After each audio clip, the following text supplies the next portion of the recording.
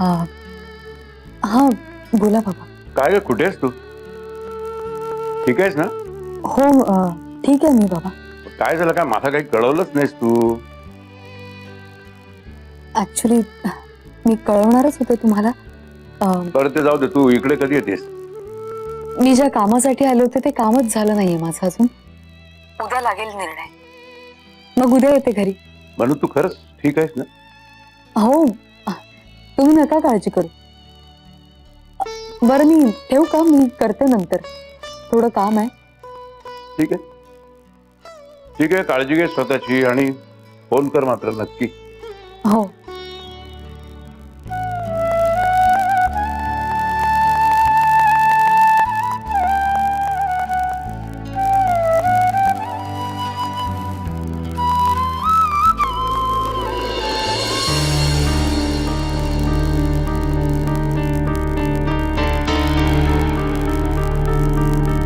आजी ऐक, आजी आजचा दिवस आपल्यासाठी लई महत्वाचा आहे. का? गेल्या अनेक वर्षांपासून अपूर्ण झालेली कामं संपवून टाकायची कायमची. माझा तुझ्यावर पूर्ण भरोसा आहे. मला ठाव आहे तू काय बी चुकीचं वागणार नाहीस. समज ठीक होईल. तू काय बी काळजी करू नकस. मी आहे ना सोबत तुझ्या. दादा बोलवलंस? गौरंग, तुझ्याशी एक अत्यंत महत्वाचं बोलायचं होतं. आपल्या प्रॉपर्टी बद्दल. म्हणजे? गौरांग, आपण दोघं भाऊ आहोत, त्यामुळे खरं तर या प्रॉपर्टीचे 2 हिस्से व्हायला हवे.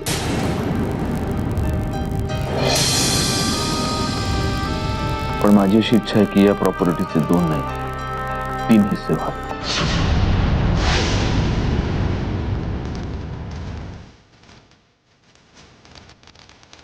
दादा, जे काय ते तुझ्यामुळेच आहे. तुझंच आहे सगळं. पण तिसरा हिस्सा कोणासाठी?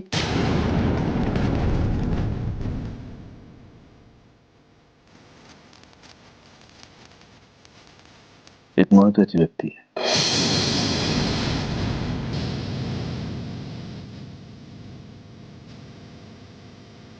आजपर्यंत माझ्याकडून त्या व्यक्तीवर खूप अन्याय झाला.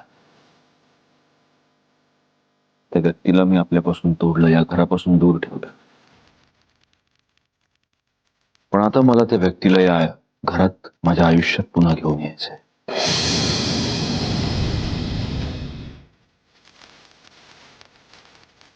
आणि म्हणूनच मला आपल्या प्रॉपर्टीचे 3 हिस्से हवेत.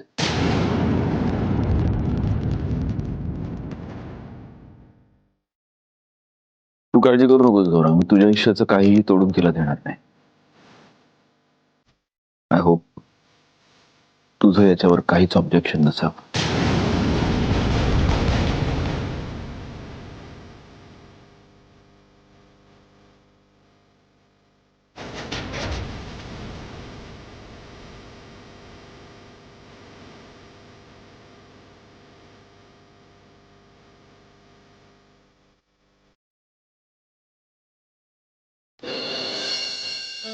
कसं आहे अंकिता, जोपर्यंत मनू सत्यजित रावांशी बोलत नाही ना, तोपर्यंत तिच्या मनाची अस्वस्थता जाणार नाही.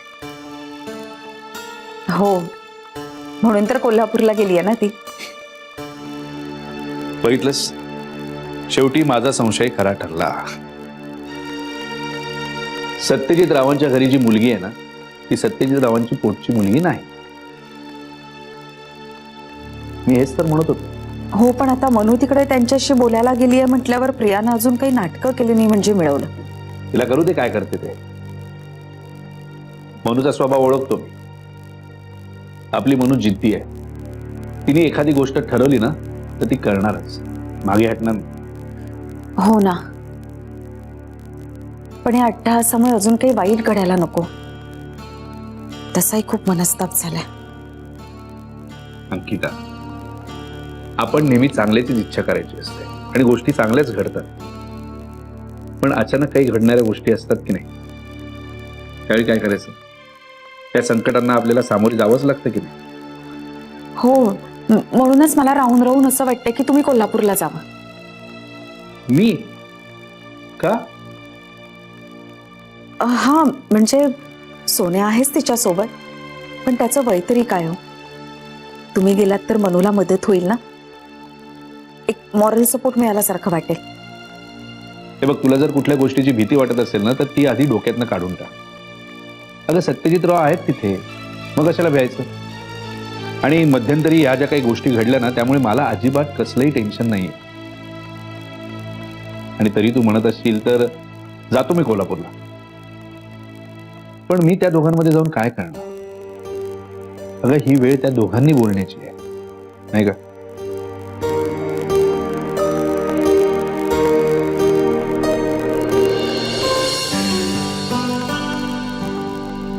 नेत्रा, काय रे, बोल ना. मला तुझ्याशी बोलायचं आहे.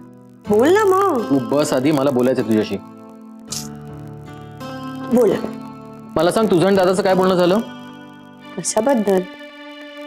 घराबद्दल, प्रॉपर्टी बद्दल? काहीच नाही.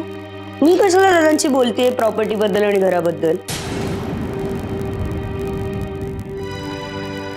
मग दादा मला असं का बोलला की त्याला प्रॉपर्टीचे 3 हिस्से करायचे? प्रॉपर्टीचे हिस्से? आणि करायचेच असतील तरी 3 कशाला?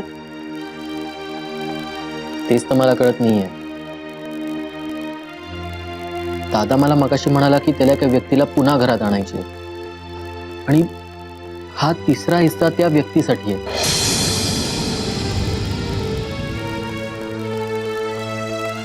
असं काय झालं असेल नेमकं ज्यामुळे दादा असं बोलतोय? क्लूलेस. अजून काही डिटेल्स सांगितले तुला? नाही ना मित्र, हे जे काही आहे ते सगळं दादाचं आहे.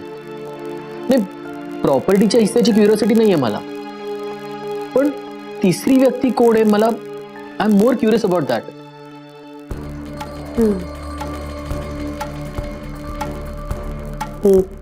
प्रिया होती का तिथे? म्हणजे दादा कदाचित नाटक करत असतील तिच्या समोर. नाही ग, प्रिया नव्हती तिथे. प्रिया जर तिथे असती आणि दादा हे सगळं बोलत असता तर माझ्याही लक्षात आलं असतं की तू नाटक करतोय म्हणून.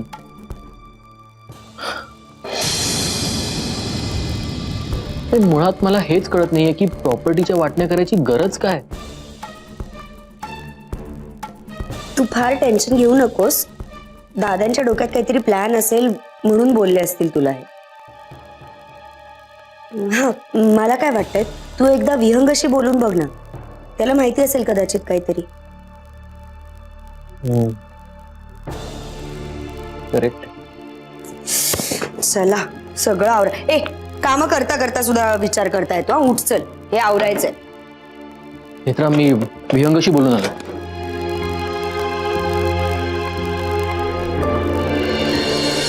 सत्यजित बोललाय म्हणजे त्यामागे नक्कीच त्याचा काहीतरी विचार असणार. प्रॉपर्टीचे 3 हिस्से होणार असं कळलं. 3 हिस्से? तेच तर. 3ऱ्या हिस्स्याची गरज काय आणि तो कोणासाठी, हे सगळं माझ्या बुद्धीपलीकडचं. अरे मग तू तेव्हाच विचारायचं होतंस ना सत्यजितला.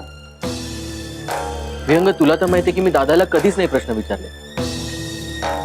इनफॅक्ट विचारूच शकत नाही.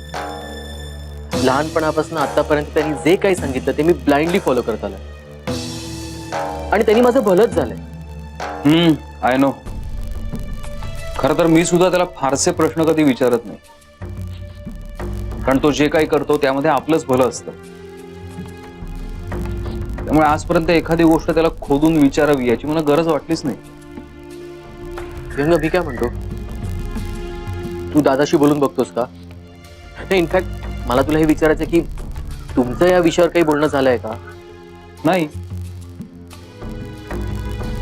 विहंग, प्लीज त्याच्याशी एकदा बोलून बघ ना. नाही म्हणजे मी तर नाही विचारू शकत, पण तू तर नक्कीच बोलू शकतोस.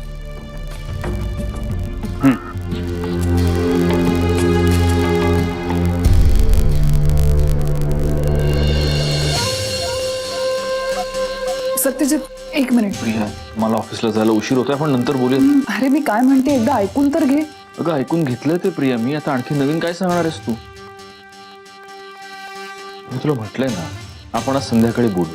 आता प्लीज मला जाऊ दे. सत्यजित प्लीज, मला माहिती आहे तुझं महत्वाचं काम आहे आणि तुझ्याकडे वेळ नाहीये. मी खरंच तुझा जास्त वेळ नाही घेणार. ऐक ना,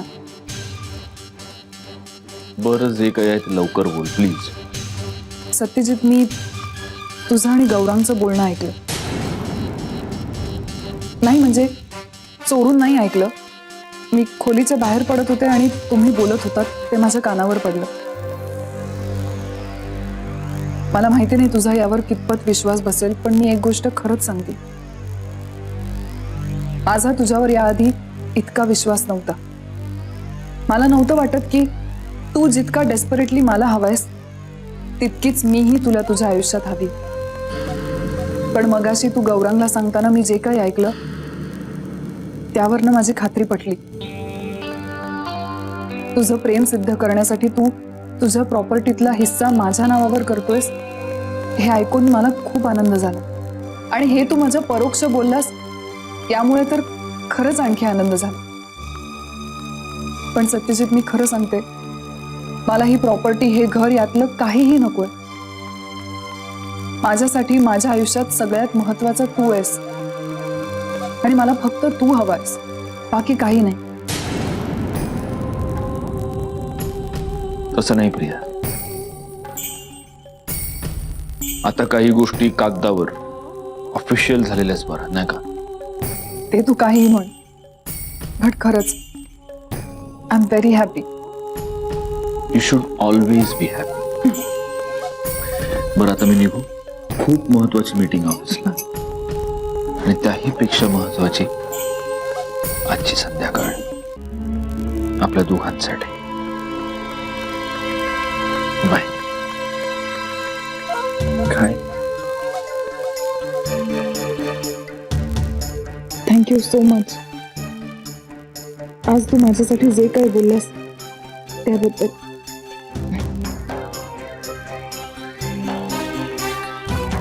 बाय.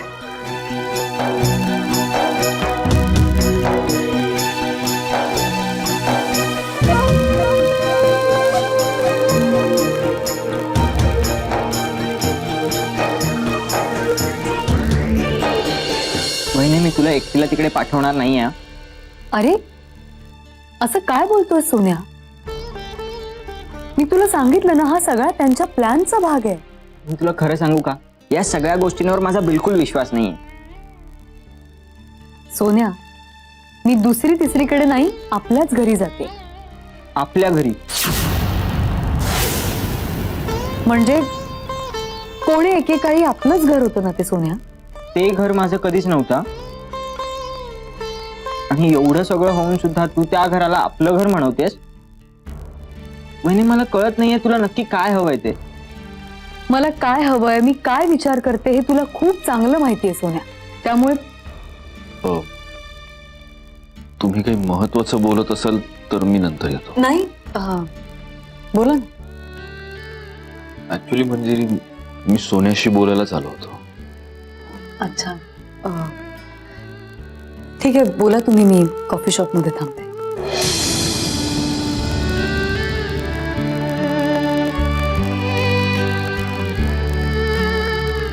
सोन्या,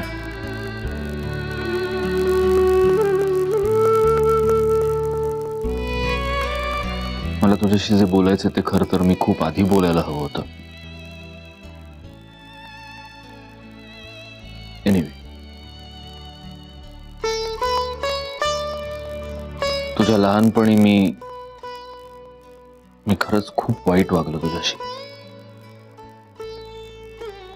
खर तर राग तुझ्यावर कधीच नव्हता. राग आपल्या वडिलांवर होता. अर्थात हे काही माझ्या चुकीचं जस्टिफिकेशन नाहीये,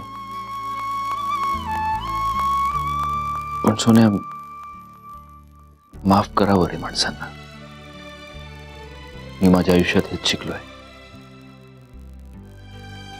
माझ्याशी अनेक लोक वाईट वागली, मी त्यांना माफ केलं, आणि आजही ती लोक माझ्या आयुष्यात आहेत. अर्थात मला कधीच कोणी माफ नाही केलं, तुझ्या वहिनीनं नाही, तिच्या वडिलांनी नाही, तू नाही.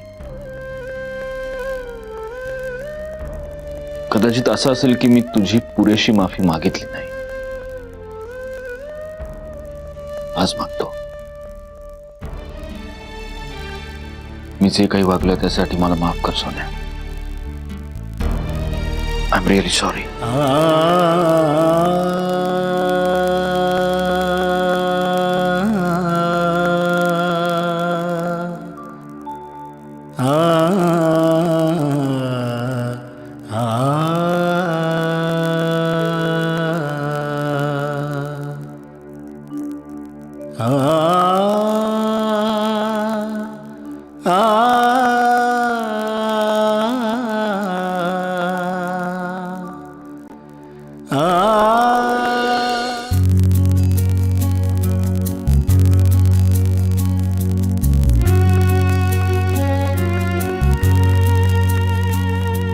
ए काय ग काय ग तू कट्टी माझ्याशी? नाही नाही मग माझ्याशी बोलली का नाहीस? मला वाटलं की तू माझ्याशी रागावली असशील. तुझ्याशी का रागवले असेल मी? मी तुला ते म्हटलेलं ना की तू माझी मम्मा व्हायचंय ते, म्हणून मला वाटलं की तू रागावली असशील. रागावली आहेस? नाही ग बाळा, तुझ्यावर नाही रागवली मी. मावशी माहितीये बाबा ना हल्ली खूप चांगलं वागतात, मम्माशी प्रेमाने वागतात. तूच सांगितलं होतंस ना बाबांना, तू फ्रेंड आहेस ना त्यांची. अगं अनघा, मम्मा डॉल काय करते? काय नाही. कशी आहेस? आणि आज इकडे कशी काय? सत्यजितला भेटायला आली होतीस का? अगं पण तो बाहेर गेलाय. मला माहिती आहे सत्यजित घरी नाही ते. मी आर्याला भेटायला आले. आर्याला? अगं पण ती सुद्धा बिझी असते आजकाल. आधी शाळा, मग ट्युशन्स, मग डान्स क्लास. हो ना डॉन? हो. आणि हो, बरं झालं तू आलीस. मला तुला हे सांगायचंच होतं. एक दिवस रिकामा ठेव बरं का? का? अगं सत्यजितचं आणि माझं लग्न आहे ना.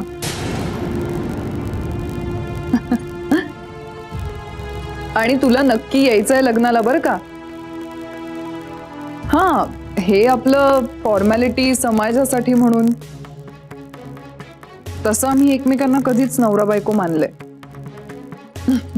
पण तू नक्की या, विसरू नकोस. डेट पक्की झाली की मी तुला सांगेनच. आणि तू अशी उभी का? बस ना, ये, मी तुझ्यासाठी काहीतरी घेऊन येते. चल डॉल.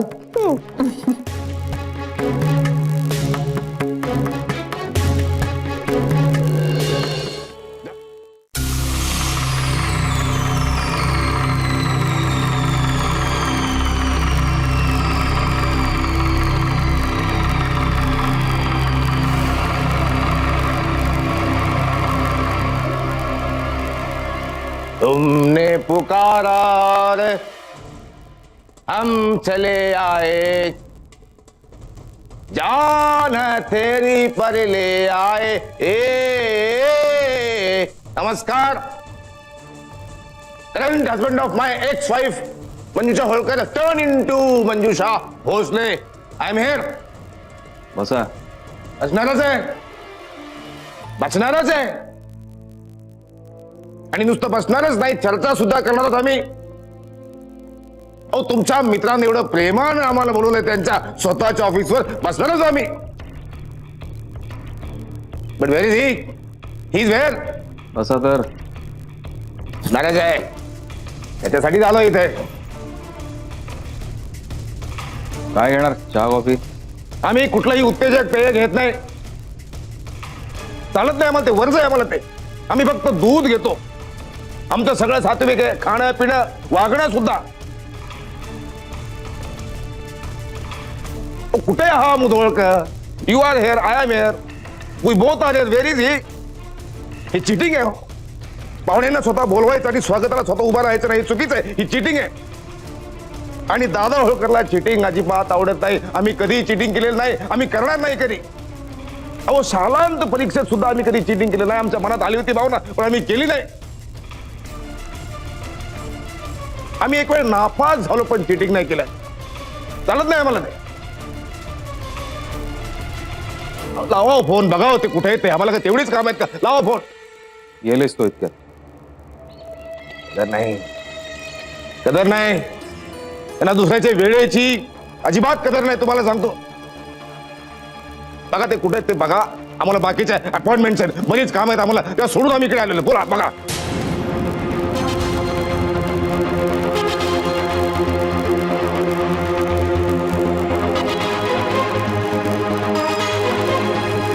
हॅलो, वियन बोलतो. तो दादा येऊन बसलो.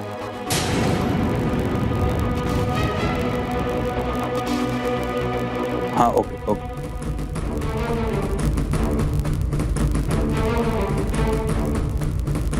बसा थोडा वेळ. तो गेलच एवढ्यात. आहे रस्त्यात.